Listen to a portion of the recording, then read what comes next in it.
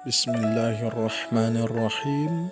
Assalamualaikum warahmatullahi wabarakatuh. Adapun materi kita pada kali ini yaitu tentang meniti hidup dengan kemuliaan, yang meliputi yang pertama pengendalian diri, dan yang kedua prasangka baik, dan yang ketiga persaudaraan. Kita masuk kepada pengertiannya. Yang pertama, pengendalian diri atau kita kenal dengan mujahadah an-nafsi. Pengendalian diri adalah menahan diri dari segala perilaku yang dapat merugikan diri sendiri dan juga orang lain, seperti serakah dan tamak. 2. Prasangka baik atau husnuzan.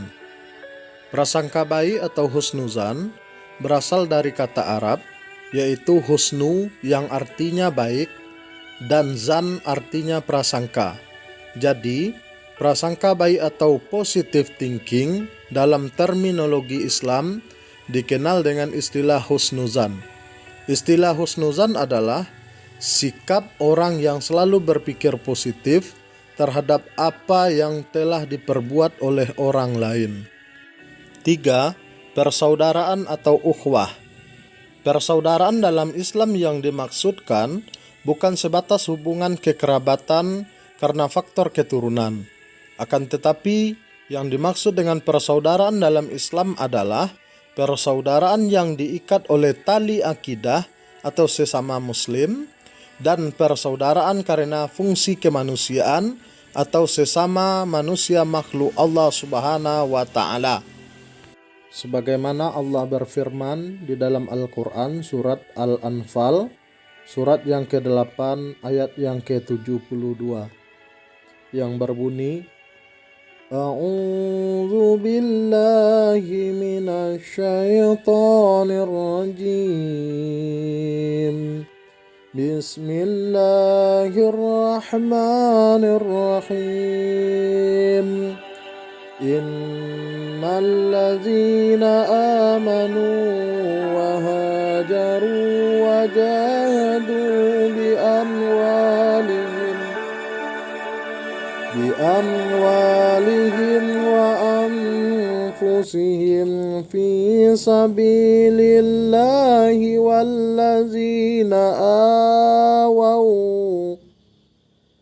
والذين آووا ونصروا أولئك بعضهم أولياء بعض والذين آمنوا ولم يحاجروا ما لكم من ولايتهم من شيء حتى يحاجروا وإن استنصروكم في الدين فعليكم النصر إلا على قوم بينكم وبينهم ميثاق والله بما تعملون بصير. Shadaqallahul azim. Yang artinya, sesungguhnya orang-orang yang beriman dan berhijrah serta berjihad dengan harta dan jiwanya pada jalan Allah, dan orang-orang yang memberikan tempat kediaman dan pertolongan kepada orang-orang muhajirin, mereka itu satu sama lain lindung melindungi. Dan terhadap orang-orang yang beriman tetapi belum berhijrah, maka tidak ada kewajiban sedikit pun atasmu melindungi mereka sebelum mereka berhijrah. Akan tetapi, jika mereka meminta pertolongan kepadamu dalam urusan pembelaan agama, maka kamu wajib memberikan pertolongan kecuali terhadap kaum yang telah ada perjanjian antara kamu dengan mereka, dan Allah Maha melihat apa yang kamu kerjakan. dan juga berdasarkan kepada hadis Nabi Muhammad SAW yang diriwayatkan oleh Abi Hurairah, yang berbunyi, Bismillahirrahmanirrahim, an Abi Hurairah radhiyallahu anhu anna Rasulullah sallallahu alaihi wasallam qala laisa as-sadidu bis-sur'ah innamas sadidu alladhi yamliku nafsahu indal ghadab. Rawahul Bukhari wal Muslim. Artinya, orang yang perkasa bukanlah orang yang menang dalam perkelahian, tetapi orang yang perkasa adalah orang yang mengendalikan dirinya ketika marah. Hadis riwayat Bukhari dan Muslim. Selanjutnya kita masuk kepada dalil husnuzan atau prasangka baik. Sebagaimana Allah berfirman di dalam Al-Quran, surat Al-Hujurat, surat yang ke-49 ayat yang ke-12, yang berbunyi, A'udzu billahi minasy syaithanir rajim. Bismillahirrahmanirrahim.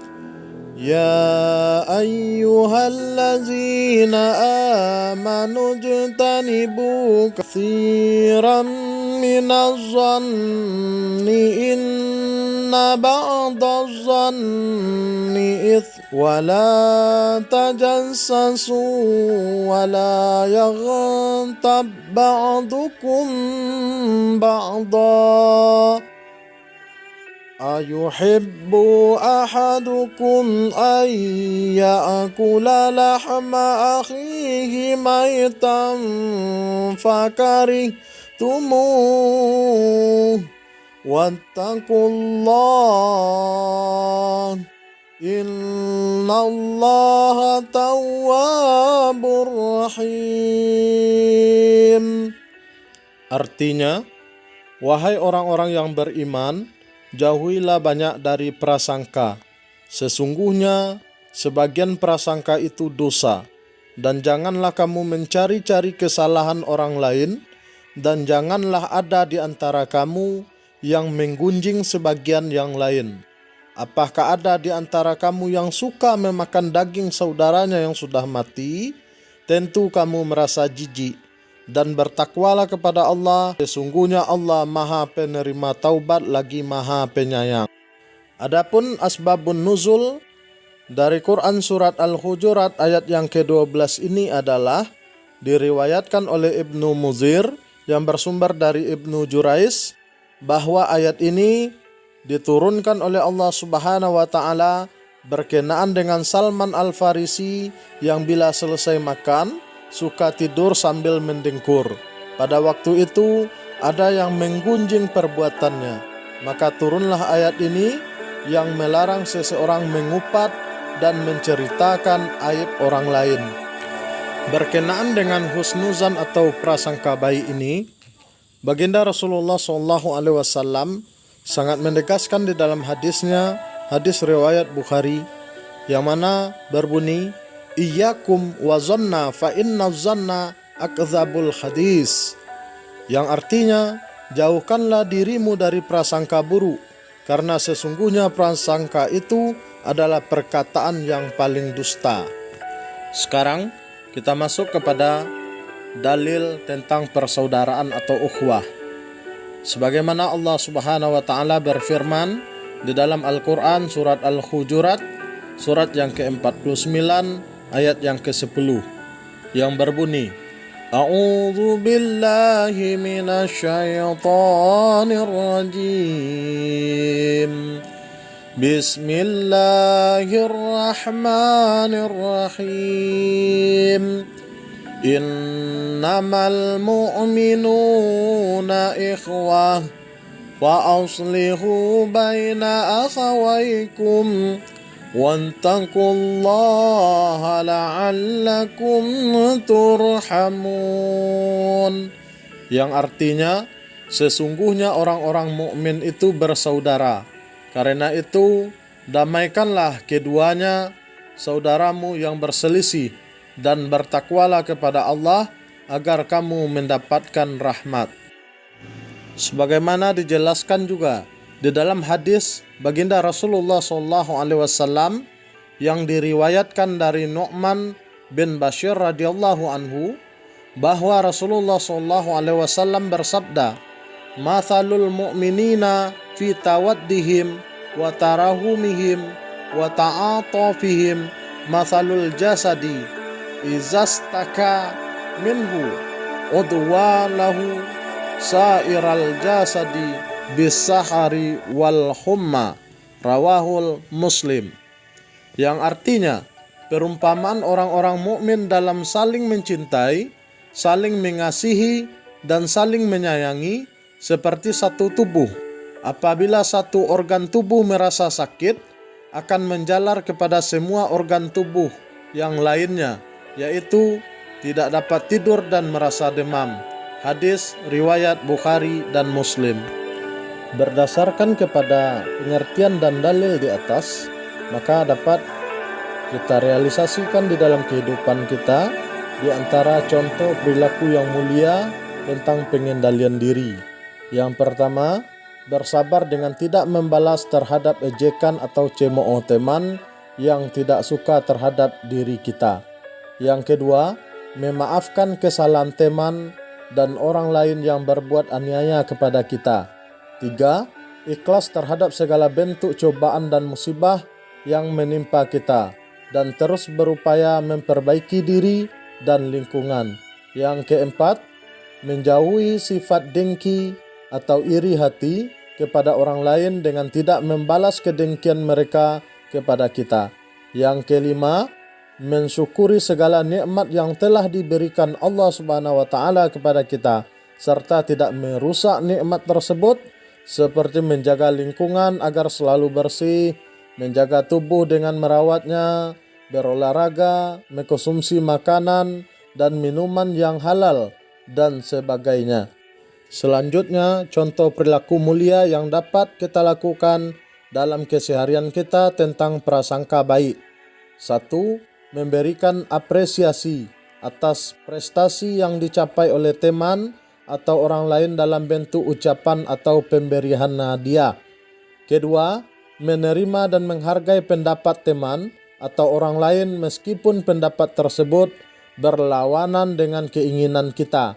3. Memberikan sumbangan sesuai kemampuan kita kepada peminta-minta yang datang ke rumah kita. 4.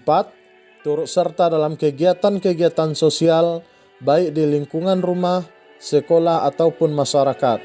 5. Mengerjakan tugas-tugas yang diberikan kepada kita dengan penuh tanggung jawab. Kemudian contoh perilaku mulia tentang persaudaraan yang dapat kita amalkan di dalam kehidupan kita sehari-hari. Yang pertama, menjenguk atau mendoakan atau membantu teman atau orang lain yang sedang sakit atau terkena musibah. 2. Mendamaikan teman atau saudara yang berselisih agar mereka sadar dan kembali bersatu. 3.